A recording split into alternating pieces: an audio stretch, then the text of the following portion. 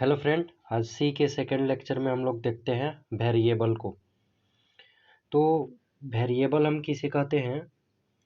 Variable उसे कहते हैं, वेरिएबल तो पहले तो कुछ नहीं है, कुछ नहीं होता है, लेकिन हम उसको कहते हैं वेरिएबल जो कि एक किसी भी स्टोरेज एरिया का जो नाम लोकेट करना होता है उसको हम वेरिएबल कहते हैं। ठीक है, वही इसमें दिया हुआ है। उसके बाद फिर each variable in C has a specific type, मतलब जितने भी वेरिएबल होते हैं सी लैंग्वेज में वो सब अपने अपने अलग अलग प्रकार के होते हैं। विच determine the size and layout of the variables memory, जो कि मतलब कि शेप और साइज और जो भी वेरिएबल मेमोरी का लेआउट होता है उसको ये डिफाइन करते हैं। The range of value that can be stored within that memory and the set of operation that can be applied in the variable। हाँ, ये अपने हिसाब से जो है ये एक एक तरह का मेमोरी लोकेशन का टाइप का है, जो कि वेरिएबल हम लोग जो भी लेते हैं उसका एक स्पेसिफिक जो मेमोरी कितना होगा, कितना लेना चाहिए और जहाँ पे है उसका नाम क्या होगा, उस चीज़ को ये डिफाइन करता है। ठीक है, जैसे कि the name of variable can be compose letter digit, या तो वो लेटर में होगा या डिजिट में होगा, एंड द अंडरस्कोर कैरेक्टर, मतलब वो अंडरस्कोर के बाद कैरेक्टर हो जाता है, मतलब it must beginning with either letter और एंड अंडरस्कोर। वही बात है, मतलब कि या या तो वो लेटर में होगा, फिर ये अंडरस्कोर डाल के आप उसको लिखेंगे, या फिर कैरेक्टर में लिखेंगे, कोई में लिखेंगे, वो तो एक मेमोरी लेगा ही लेगा। तो उस चीज़ का जो नेम देना है वो काम करता है वेरिएबल। ठीक, अब देखते हैं data type. Data type is defined function like int, char, float, etc। Data type जो है एक टाइप का डिफाइन फंक्शन होता है, जैसे इंटीजर वैल्यू हुआ, कैरेक्टर वैल्यू, फ्लॉट वैल्यू हुआ। देखते हैं आगे। जो डेटा टाइप होता है वो दो प्रकार का होता है। पहला प्राइमरी डेटा टाइप, दूसरा secondary data type. Primary data type जो होता है वो चार प्रकार का होता है, जिसमें कि इंट, कैरेक्टर, इंट मतलब इंटीजर वैल्यू, कैरेक्टर कैर कैर लिखा गया है यहाँ पे, कैर मतलब कैरेक्टर वैल्यू, फ्लॉट, डबल। ठीक है, तो अभी हमको तीन पढ़ना है तो तीन हम जानते हैं। इंट यानी कि इंटीजर वैल्यू। इंटीजर वैल्यू में यहाँ पे 1 to मैंने एग्जाम्पल लिखा है, लेकिन होता है 0 to 9 अप टू अनडिफाइंड।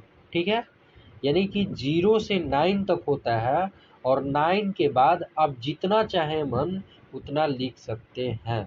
ठीक है, फिर उसके बाद कैरेक्टर आता है। कैरेक्टर में हम अल्फ़ाबेट को लेते हैं। ठीक है, कैरेक्टर जो वैल्यू होता है उसमें अल्फ़ाबेट लेते हैं। और फ्लॉट वैल्यू जो होता है उसमें डेसिमल को लेते हैं। यदि हमको किसी भी चीज़ में मल्टीप्लाई करना है, डिवाइड करना है, यदि उसका वैल्यू जो है डेसिमल में आ रहा है, तो उस जगह पे हम लोग फ्लॉट का यूज करते हैं। ठीक है, सेकेंडरी डेटा टाइप जो होता है वो शॉर्ट, लॉन्ग, डबल, लॉन्ग, फिर प्रिंटफ और एसएनएफ होता है। ठीक है, तो सेकेंडरी डेटा टाइप में हमको अभी दो चीज़ को पढ़ना है, फर्स्ट प्रिंटफ और सेकंड स्कैनफ। ठीक है, और तीन जो बचा शॉर्ट, लॉन्ग, डबल, लॉन्ग, ये हम आगे आपको बता देंगे। प्रिंटफ और स्कैनफ यहाँ पे थोड़ा सा ब्रीफ कर देता हूँ, बाकी जब हम लोग कोडिंग करेंगे तो वहाँ पे भी हम बताएंगे।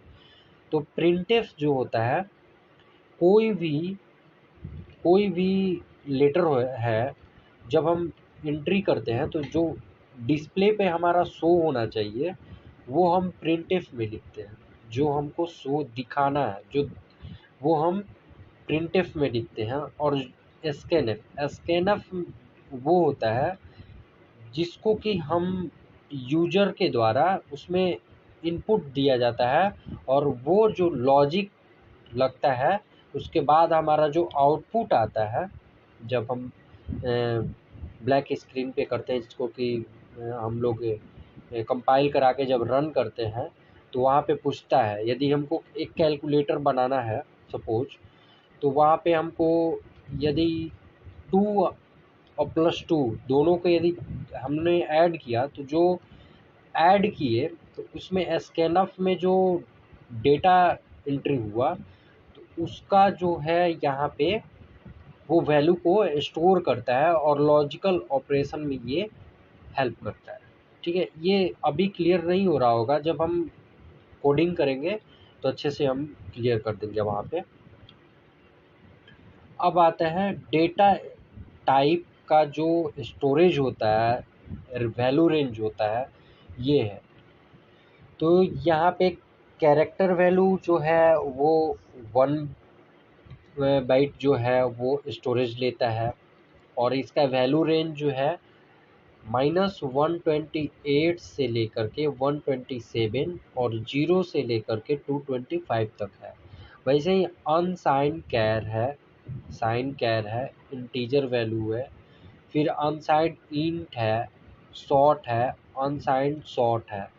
तो ये जो है ये तो हमें नहीं लगता कि इसमें कुछ बताना है। बाकी ये तो कुछ है नहीं बताने लायक, इसको तो याद ही करना पड़ेगा और कोई है नहीं, इसको याद ही करना पड़ेगा।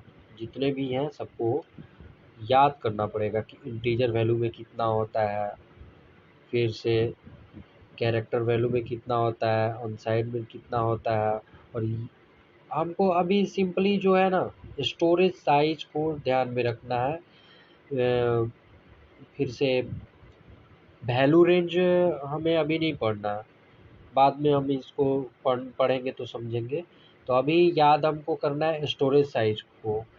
ठीक है, तो आप अभी इतना ही कीजिए, अगले वीडियो में हम बताएंगे और इसके आगे वाला जो है अगले वीडियो में आएगा।